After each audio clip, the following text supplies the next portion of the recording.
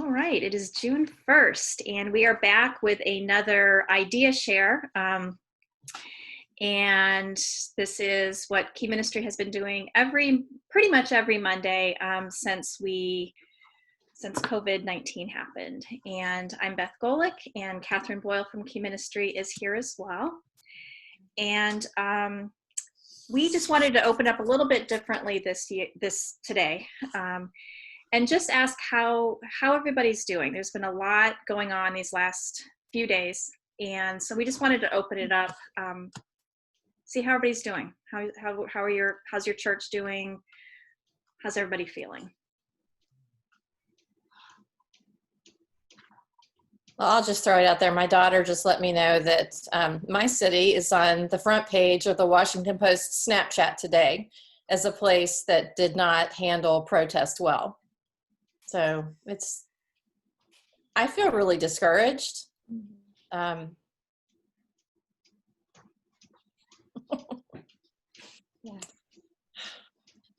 Just keeping it real. Yeah. Yeah, I'm in Grand Rapids, Michigan, and we also had a silent, polite protest that turned really ugly. And the word is that it did not turn ugly because of the protesters. It was other people that came in to stir up trouble, and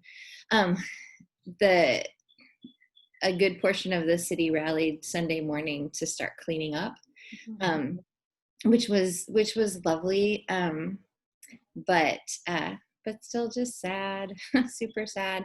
Our church has been on the forefront of race and faith for a while, and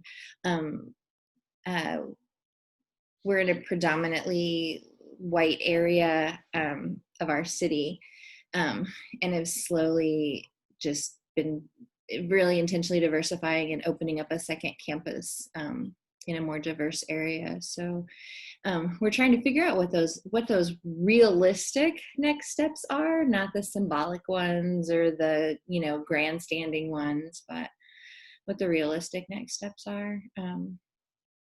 I tend to be more of a one starfish kind of person rather than a big picture person. So I just called all the kids that I've worked with, and I'm running around doing porch tutoring today and tomorrow and for the rest of the week for some of my high school kids that are really struggling because they don't have the resources that everybody else might have to get help with their homework. So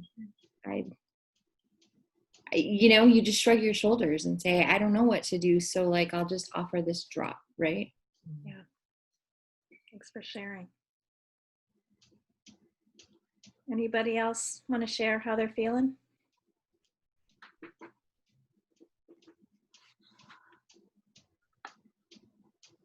I know Cleveland, kind of along the lines of what you said, Trace, about Grand Rapids, same thing. The protests turned pretty ugly, and it probably wasn't a lot of it was not local people, and I think that's the case everywhere. Yeah, I was really hoping Bronwyn would be on to let us know how things have gone in Northern California. Mm-hmm. I've seen a lot of press attention to Southern California, but not so much up where she is. Mm-hmm. Yeah. Well, I've listened to your idea shares, and I know that Bromlin is in Davis area. I'm right. The Pleasanton, Livermore area, which is about a half an hour, 45 minutes out of San Francisco, about 20 minutes, 30 minutes from Oakland. And those areas are pretty bad, and they actually have curfews, 6:30 p.m. to 5 a.m. A lot of people were getting prepared, locking their homes and, sad to say, loading guns, just to protect themselves. And, we didn't really fear it in our area, but, there was ravaging going on, and it's not protesting by any means. It's anyway, so. Well, thanks for joining us. I was going to say, so I'm in, Go ahead.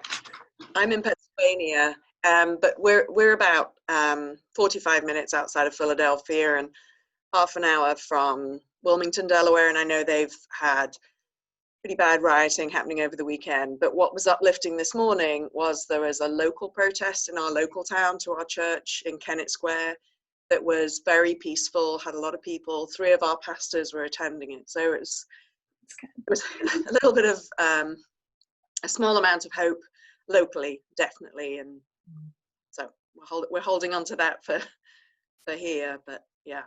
That's good. Thanks for sharing. Since we have kind of a small group today, were any of your churches open, like physically open this past Sunday? And can you share what that was like?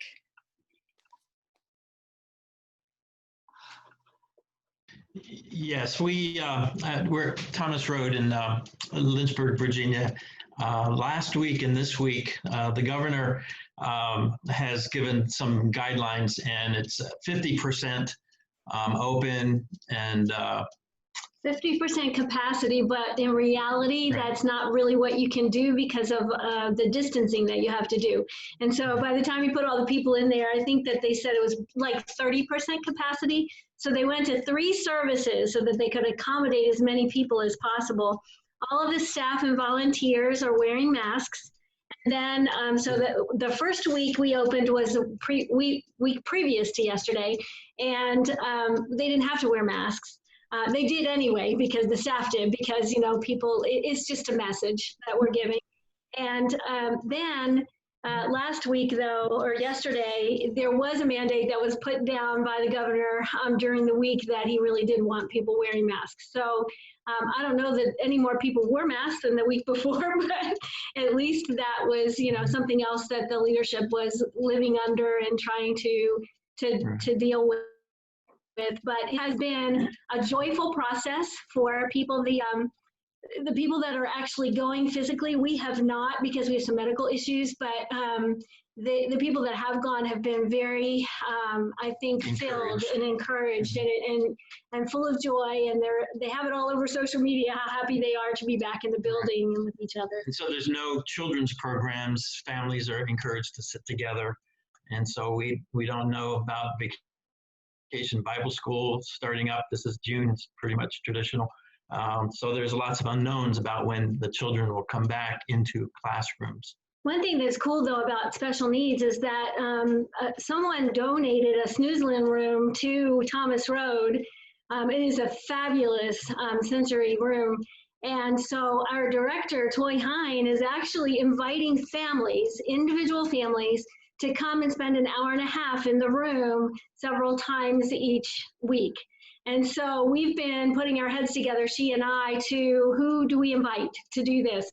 And so the room gets completely cleaned up after every family. So there's time, space in between the families. But the families have been so grateful because, as you all know, taking special needs kids places, they don't understand social distancing, a lot of these kids, you know, and so you really can't. And so this is a place that they can go and the kids can have fun, and it's somewhere different and it's made for them. So that's been a joyful thing, I think, for our special needs families at our church.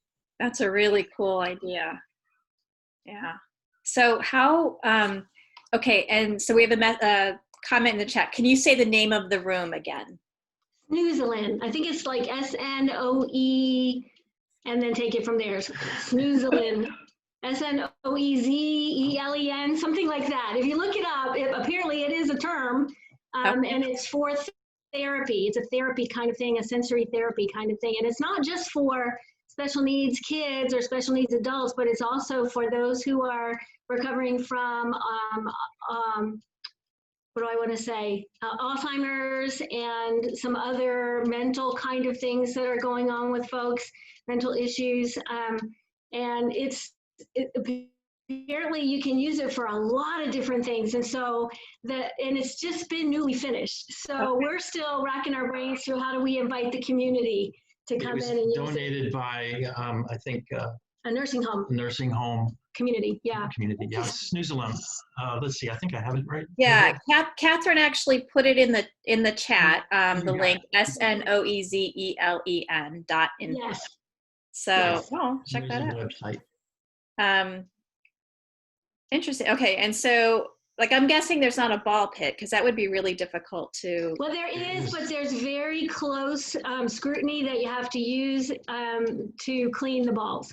So they have some kind of a system that is acceptable. And I don't know, I haven't done it myself. I haven't been over there to control that. But I know that our director is very, very good at making sure that things are clean and disinfected. And she does a lot of it herself, bless her heart. And yeah, so I'm trusting her for this ball pit, and it's not available for everyone. I think there's a certain age group that it's available for, so they can control it a little bit better, I think. But so I don't know. That's all I know because I have not had hands-on with this thing.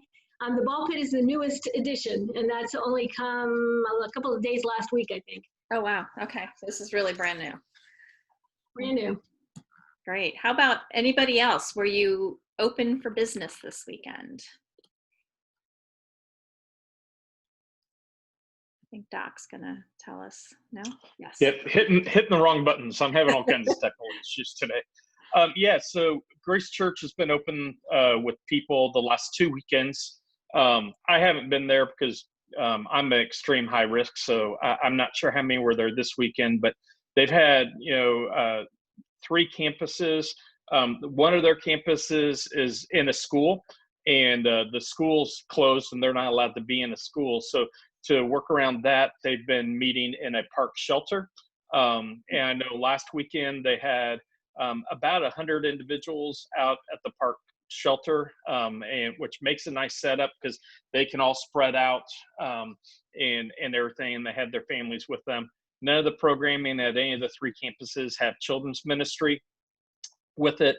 The 2 other campuses that we have buildings, they're also offering sensory-friendly rooms for families with disabilities where they'd be able to take their family in, and then the service is streamed into those rooms.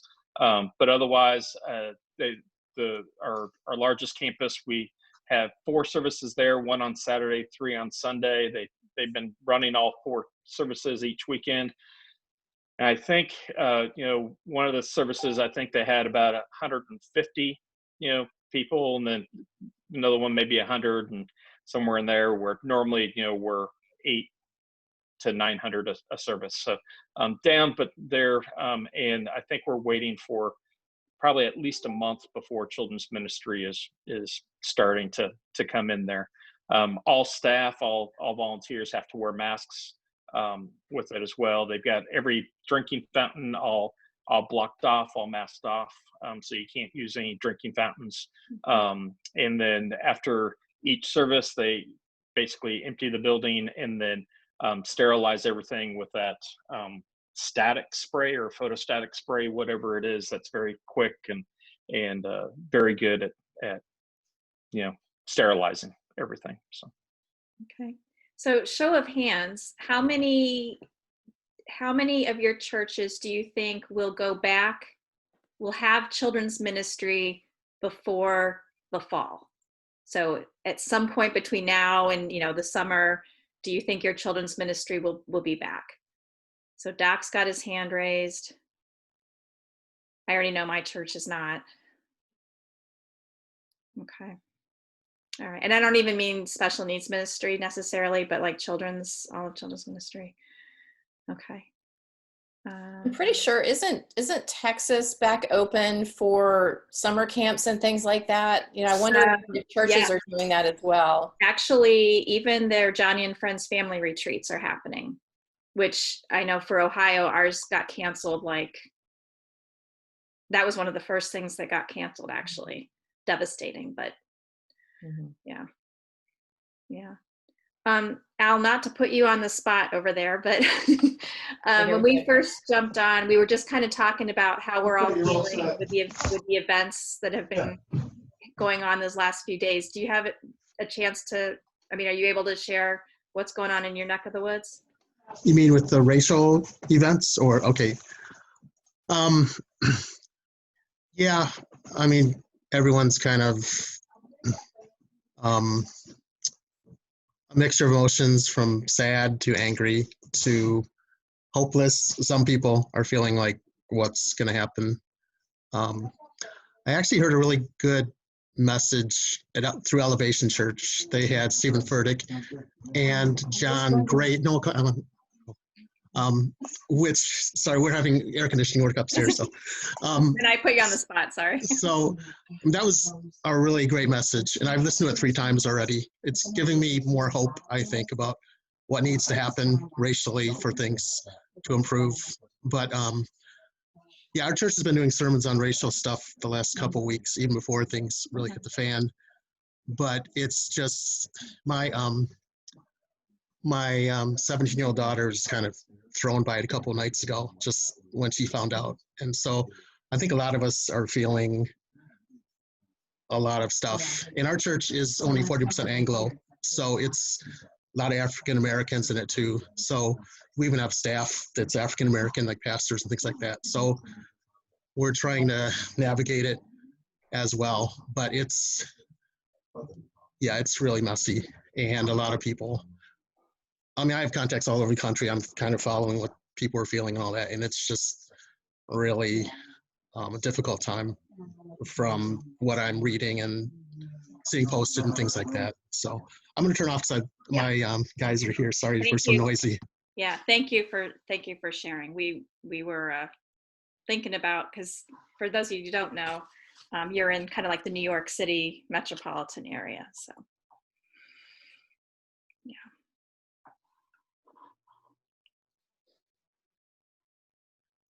Let's see. So yes, Trace. Wait. Okay, good. So my question is, so as we're talking about reopening, I think I'm having a difficult time coming up with language to encourage our church staff to use that's like, yes, we're so excited to all be together again. And yet, for those who aren't going to feel comfortable to be back together, especially some of our families with higher medical needs and special needs, like, how do we phrase that in a way that isn't going to make them feel left out? Really good question. Mm-hmm. Yeah, and it's something I hope all of our churches are thinking about and talking about. Yeah. And kind of as an aside to that, so, and I don't think I shared this before. So our church did a survey, basically asking, how are you feeling about coming back? Like under what circumstances are you ready to come back? And about 600 people filled out the survey. And I mean, our church is larger than that, but I thought 600 was like a pretty good response. And it ran the gamut from, I can't believe the church is closed, do you not trust God enough, to there's no way, you can't possibly open the church until, there's no cases, there's a vaccine, otherwise you're putting people in harm. So people run, the entire spectrum of how they're feeling about this. And I mean, there are times when I've run the entire spectrum on how I feel about it too. So point being, however your church opens, there are going to be people who aren't pleased with the decision. And so communicating that, and also making sure that people aren't left out when the excitement of coming back. I mean, that's huge. And knowing that a lot of the families that, we serve, that's going to be the case. A lot of them won't be able to come back anytime soon. That is such a good point, Trace. Does anybody have, is anybody far enough along that you have some examples of wording or how it's being marketed? Doc? Well, I'll jump in some. I've actually, the last month now, I've been working with churches all across the country and trying to reopen and kind of work through this. And a couple things with it. First, I think one of the most important thing, and I'll give a quick plug too. I'm going to host my Talk with Doc webinar this Friday, and that one is going to be on disability ministry, how to lead in the new normal. So we're going to be, I've got 6 disability ministry leaders from all over the country will be on, and this is going to be one of the things we're going to be talking with. So encourage everyone to tune in for that. But the other thing with that, I think the very important thing that we have to realize is one of the very good things that has happened with COVID-19 is it has opened the church's eyes and really helped us out in being able to help more people. And we are reaching people today more than we ever had before. And so when we come back and as we start doing programming again, we need to view things differently. I don't think we will ever, I'm saying we're never going back to normal because we have a new normal. My prayer is that we never go back to the way it was, because that wasn't right. We were missing too many people. There are so many people, especially in our communities with disabilities, that just can't make it to church. And now for the first time ever, they're able to make church. And we have programming now for the kids with disabilities being at home. So I think as we move forward, and we need to encourage our church staffs and leadership that we need to have a 2-pronged plan as we move forward. We don't stop doing all the virtual that we've done. We continue that as we move forward, and we then continue to do the in person as we move. So as we're doing it, what I'm encouraging churches to say is, hey, look, we're not going to stop doing any of the virtual, and we would love to have you join us if you feel it's right for you. We're here for you when you're comfortable with joining us. We welcome you. But until that time, we're going to continue to meet your need by continue to come into your home with programming. And so when you share it that way, saying, hey, join us whenever you can, we're here for you, but don't worry, we're not stopping anything because we're going to continue to come to you. I think that's the best way to go about it.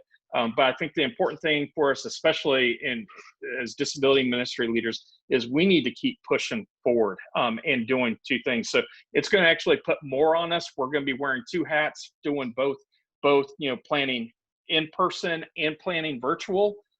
But that's now our new normal. And that's how we have to learn how to lead differently now. But that's going to be vital for us. And we're now going to have an even bigger impact than we've ever had before. So that's what I've been working with churches throughout the country. And that seems to be working with them as they're announcing that. But basically, it's just saying, hey, look, our doors are open. We'll take you as soon as you feel comfortable with joining us. But until that point, we're still coming to you, and we're here to love you. And when you say it like that, it's a win-win for everyone. Yeah, great point. And I know, I can speak for my church, but 100%, we are going to keep doing some of these things that we had to do because of the quarantining, and 100% we're going to keep doing them. So to Trace's point, I think it's important that churches, like Doc said, communicate that. Like, we still, yes, we're meeting in person, but we're still doing these other things, and continue to highlight that for everyone. Can I share a cool thing that our children's ministry is going to do? So we're calling it a weekly gospel walk. And we're basically so we've been doing this online children's ministry lesson. We've basically taken what we would have been doing on Sunday mornings, and we make it into this like interactive document that parents can download so they can, watch a movie about what the story is. We have an adaptive book that it's like a flip book, the worship songs, all that. So what we would normally do on a Sunday morning, we've made it accessible online. And so we're going to do this weekly gospel walk, and we're going to have, I think it's going to be 9 stations set up kind of along the perimeter of our building. And you've seen like when libraries do that, when they make the little things with the, you know what I'm saying, right? I'm seeing a few knots, so you know what I'm talking about. But we're going to have these little stations, and some will have, so like the Bible story will be part of the walk. And we're going to do it so that you can scan a QR code to get like the worship song, that kind of thing. And we're going to incorporate some of the ideas that I've learned from you all, like a Kahoot game and that type of thing. But we're starting to build the little signs, and so I'll share pictures once that comes out. But we know that we're not going to be meeting, children's ministry will not be gathering in the building this summer. So, we want to continue to engage parents, continue to engage volunteers, so we have ideas for having our volunteers go through the walk, and we'll share a video of them, doing the different activity stations. So to get kids excited about that. So does anybody have any experience with that, either like through a library or that a school or a church is doing? Can you picture what I'm talking about though? Yeah. Okay.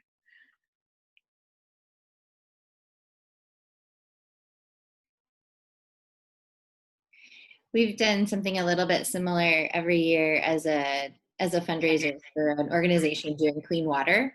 But it's a family event that our church hosts, and we have like stations all along. So yeah, it's super fun. Yeah. Well, and it's funny, as we started brainstorming this, we went through a whole bunch of different scenarios. And one was that we would have a craft station, and then you reach into the tub and you get out your individual baggie with your craft. But the more we thought about it, the more we thought, okay, like let's make it a kind of a no-touch thing so that we don't have to worry about, also having the Purell out there and the, the disinfecting wipes, because it wouldn't really be a staff type of activity. But we're really hoping that it's something. Our church is very, very intentional about providing opportunities for, we call it oikos, but for the people that are in your life, that you're like praying for opportunities for how you can share the gospel with them.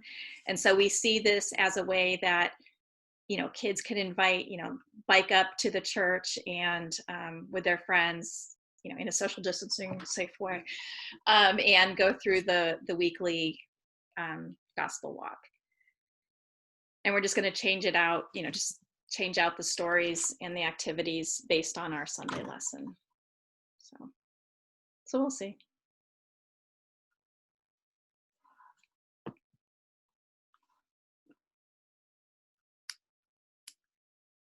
What else do we have going on out there?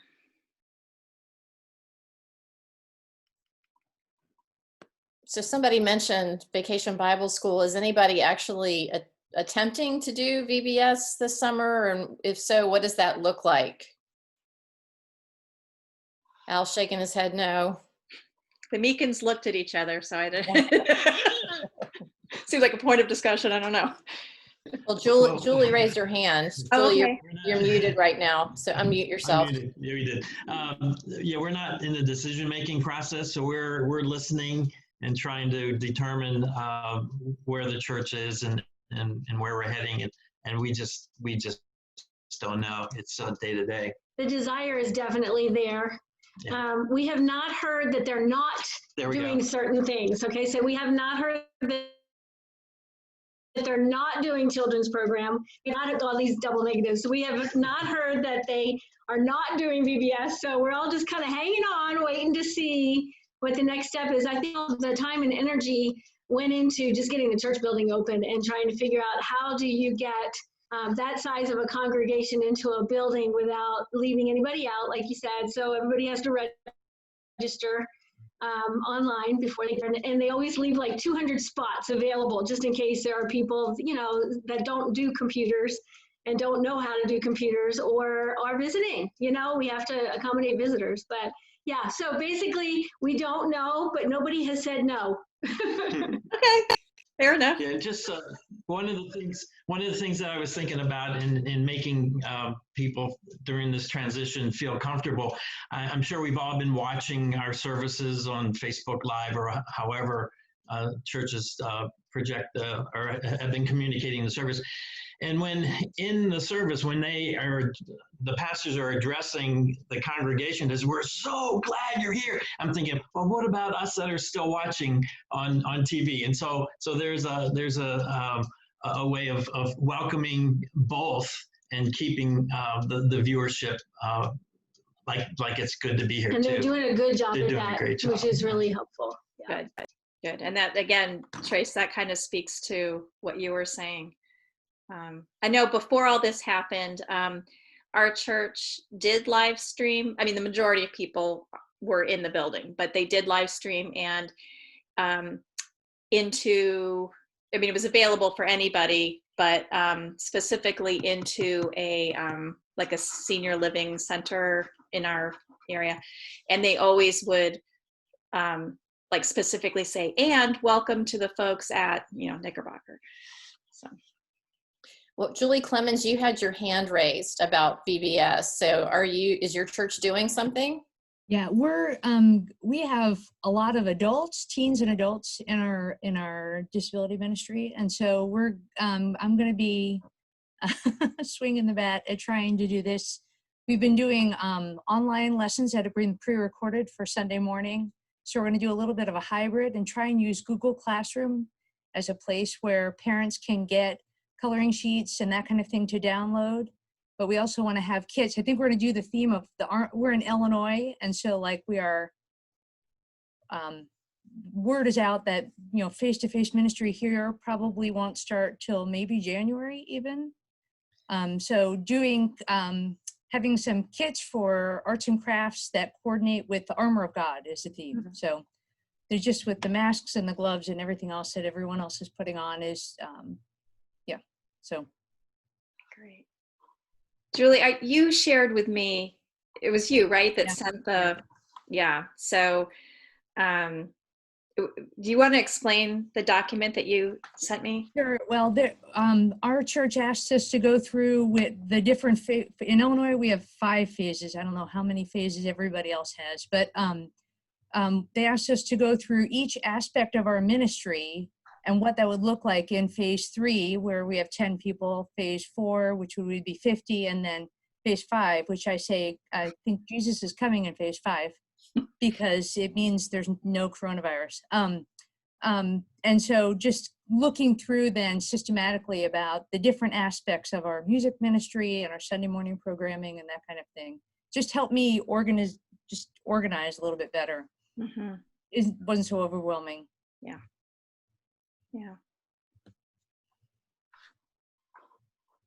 All right, let's, go ahead, Doc. No, I was going to say, we're not doing VBS, but we're doing our version. We're doing a camp this summer. Normally we do an in-person camp, but we just made the official announcement today for all of our families and everything. We're making our camp be a virtual camp this year. And so it's going to be July 20th through 24th. It'll be 2.5 hours of video programming.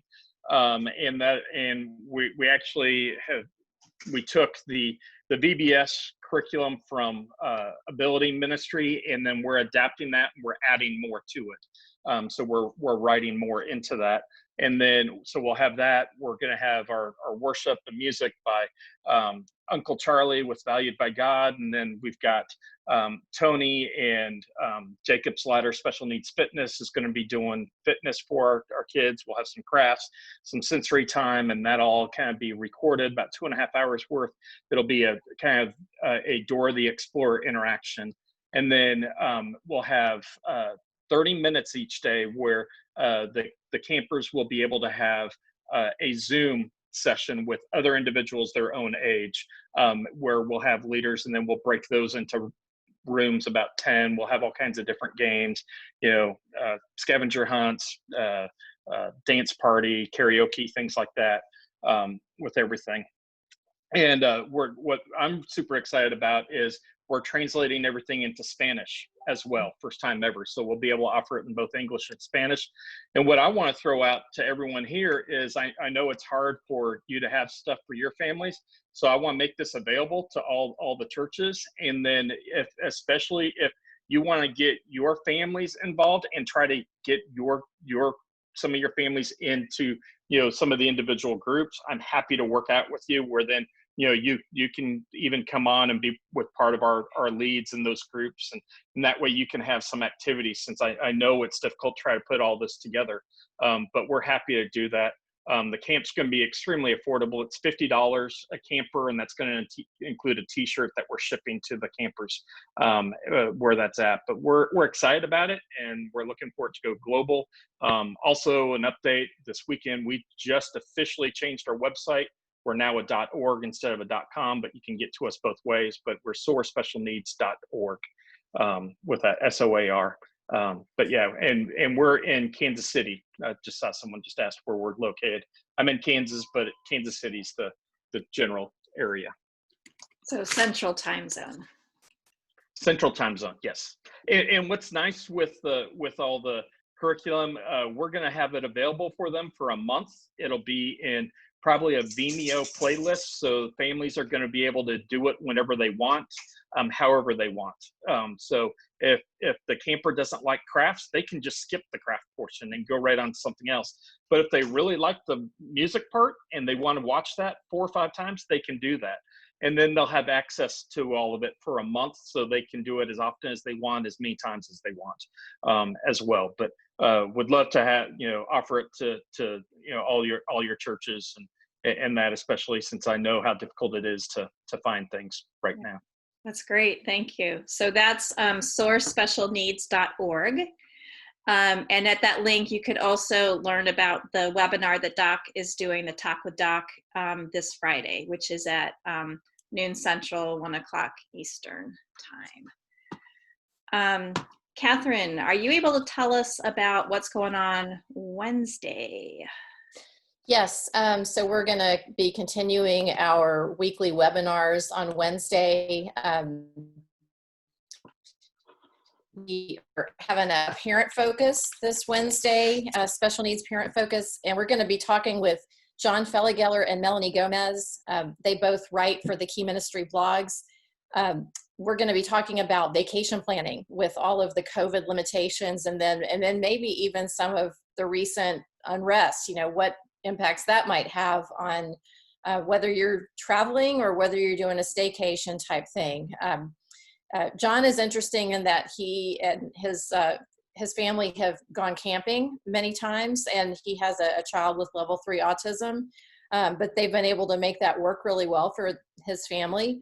And Melanie has a lot of expertise with like air travel and staying in different accommodations with her son who has special needs. So we encourage you to sign up for that webinar. I think it's probably going to be a wealth of information and help people think through some of the questions they should be considering, or answer the questions that they have. And we're doing a mailing that's going out sometime today to special needs families on our mailing list to really encourage them either to participate or to send questions in, so that people can have that kind of conversation. So yeah, hope you guys can join, and I will share the link here in just a second. I'll go pull it up. And it's on the keyministry.org/events. And again, it's parent focused, so it's something you can invite your families to participate in. All right, thank you. And I think that's all we have to announce at this point, I think. All right, so Catherine put the link for that in the chat. I have another question. While I'm thinking, does anybody else have anything that they want to share? Something that they're working on? Questions that they have? Well, is anybody planning a family vacation? I mean, have you been making plans yourself, and is that different than what you've normally done? Okay, the Meekins are shaking their head no. Other people are kind of shaking their head no, but I'm not sure I saw everybody. So is anybody planning a vacation? No heads. Okay, Beth is planning a vacation. So Yeah. So Allison, not to put you on the spot, but have you anything that you've been doing lately? Any new programs or anything? Kind of, yeah. We've with all the great ideas that I've been getting weekly, and I've been feeding it back to my team, and we've worked on what would work for us locally. We're actually doing a pizza pickup and a craft pickup this Saturday for families. I finally did a survey. I'm not a big fan of surveys, but I took it to my parents, my respite parents, and there was quite a big uptake for a pickup of a pizza and a pickup of a craft activity. And then the following week we'll do 2 Zoom style fun nights, and it's going to be the crafts. We'll have a link to it if they have done the craft, so they can show them off. Okay. And then the following week we'll do a quiz night for parents, and then we'll repeat that in, where are we? That'll be June, and we'll do it again in July and then August. But the exciting thing is that our support groups have been predominantly for mums, and that's been, when we were meeting in person, it was once a month. And the beauty of being on Zoom is that we've actually gone to every week. Okay. And that's been really good. We've actually had a couple of out-of-staters join us as well, which has been great. And a couple of working mums that weren't able to join us. But we're actually going to be extending it to an evening one starting this week on a Thursday night. It'll be mums every other week. And then we're going to intersperse it with a dad's meeting and then a parents meeting. And that's had some good response, which is exciting. And then one just really neat story of sort of the church coming around special needs families was, I reached out to my Sunday parents and said, hey, if somebody was to bring you a home cooked meal, you know, would you be up for that? And 5 parents, 5 families said absolutely, would love it. And then my Bible study group this last week, we made chicken pot pies on Zoom, which I have to say, if none of you have cooked online, I highly recommend it. Even my mum from England joined in.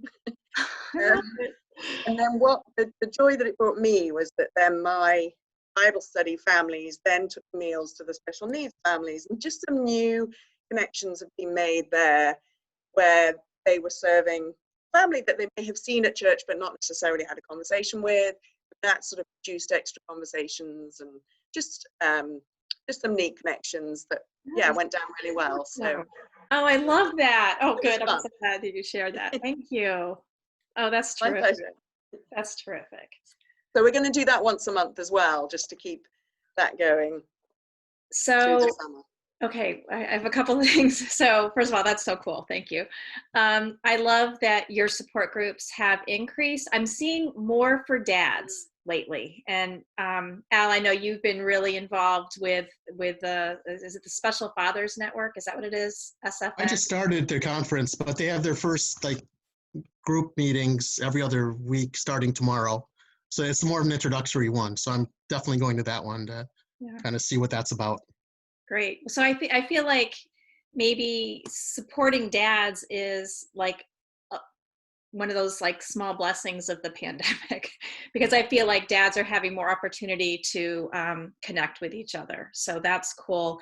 I want to ask you, Allison, about the pizza. So can you just like tell us how that went down? Like what does pizza pickup look like? What is that exactly? Well, that's actually going to be happening this Saturday. Oh, so we have next week. I'll let you know. We did have a lovely.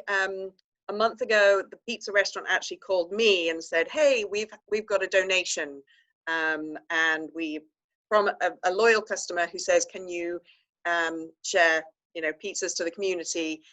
And he reached out to me and said, "I know you use it for your respite families." So he ended up taking it out to my respite families last month. So this is our first time of having pizzas on site and being picked up. So I'm fortunate that I have some great facilities people at church that I'm going to pick their brains as regards to how we do the logistics, and we'll be masked and we'll be gloved, and I'm hoping it'll be a door and pizza goes in. But we'll do a register just to find out whether it's a 1 pizza or 2 pizza size family and who's going to be coming through. So I will let you know next week how it goes. This is exciting. All right, everybody has to tune back in on next week. And if I'm not here, it didn't work. Right. She's afraid to show her Hands up. face. We'll hunt you down. All right. Well, that's awesome. Thank you. I like to end on a good note, so thank you. Any other last minute ideas? Yes, please share. Both of us, I think someone else raised too, but Yeah. I listened to a webinar by a guy named Nicky Gumbel. I don't know if the Alpha course out of England, Holy Trinity Brompton. He's the vicar there that did Alpha and does Alpha. He's done 100 courses, I guess, in his lifetime. But their church really taken off during the pandemic, and he was really against online services, Alpha courses, marriage courses, all that. One of his daughter's friends is someone who has disability and cannot go to services even if she wanted to. So that's really changed his mind on thinking online. And one thing he said is, we're going to always do online now, even when things get back to meeting up, because of people with disabilities that can't go. So HTB, which is one of the world's most influential churches, is always doing online for people with disabilities. So that was cool to hear that. And just the numbers of people they're getting. They do a marriage course, like you get 20 people, but they're getting like 800 online. Their Alpha courses are going through the roof. They're doing them because they used to have to take a break between them because it was a physical Alpha course. When they do them online, they can finish one and start the next week, and they're doing more Alphas. So, I mean, it's a unique opportunity, but, you know, thinking moving forward, I know we're all in different situations here, but the online has opened the doors to a lot of people that weren't accessible, including people with disabilities, but not just with disabilities. With their Alphas are getting people like Muslims and others that would not go in a building, but because it's online, it's easier logistically and time-wise and things like that. So in thinking and moving forward, even as we're going back to meeting in buildings, I don't think we can just do that and move forward. It's got to be a combination. And others, like this pastor in Canada who does a webinar out of Toronto, I can't think of his name, he's writing a lot about that too. So there's a lot of thinking going forward that online is going to be very important going forward, even when we get meeting physically. So that was just, I have 10 pages of notes from Gumbel's seminar. It was really good. So great. The question, who is this through? So can you tell us again, like how people can find information about? Okay. Nicky Gumbel, he's an Anglican vicar in London at a church called Holy Trinity Brompton. It's near Harrods department store, if you've ever been to London. And they have something called the Alpha course, which millions of people around the world have done Alpha. Every denomination pretty much has done Alpha or doing Alpha. So if you just look up Alpha course or Nicky Gumbel or Holy Trinity Brompton, it'll come to that. But Alpha is probably one of the leading tools for evangelism in the world since the 1980s. That's great. Yeah, alpha.org. So. All right. Anybody else? Yes. I was just going to share. I'm new to the disabilities ministry, so I used to be a full-time online teacher, and now I'm going part-time disabilities ministry. And I was hired in March. And so, 2 weeks after meeting with the kids, we were online. So I don't know them real well, but I'm learning to get to know them. I've had quite a few. Every week we had interaction through Zoom, but I just didn't know what I could do for them to get them. I mean, we live in California, so it's beautiful. The weather's great. So I just steal ideas. I'm not very creative, but I take. What we're all doing. That's about what I can do. Yeah. So yesterday I went out and it took a couple hours, but I made an obstacle course through our church parking lot. And it was very simple. And then I had a family come through and I videotaped them. And one of them was a 4-year-old boy, and he was able to do it. And it was hop, wave at the cloud. It was jump, zig, do the zigzag. And, you can just take those from Pinterest. And then there was a alphabet square, and I did that they could spell their name and whatever. You can find those on Pinterest too. But after I did it, I told the families, and we meet at 5 p.m. on Zoom.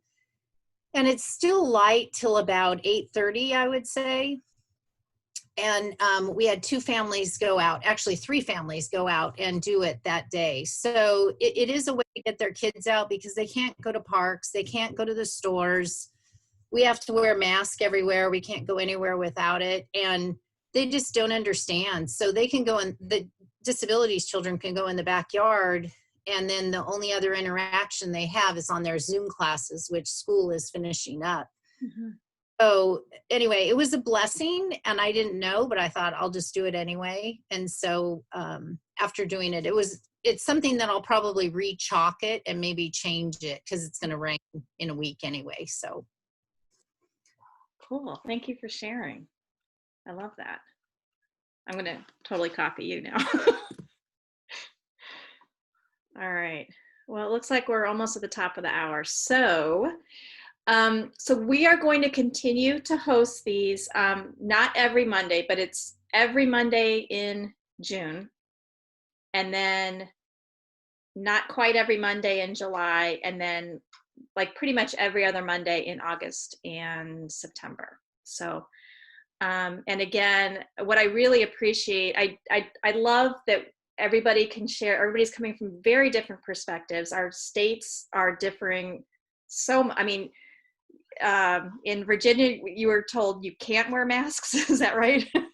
And in California, It was all over the place. yeah, in California, you have to wear a mask. So it's been so helpful as, we all try to plan for our own particular ministries to see what's going on. So I appreciate you all. And we'll have this recording up on the website. Again, keyministry.org. There's our coronavirus page which we're updating every day. And we'll see you next Monday.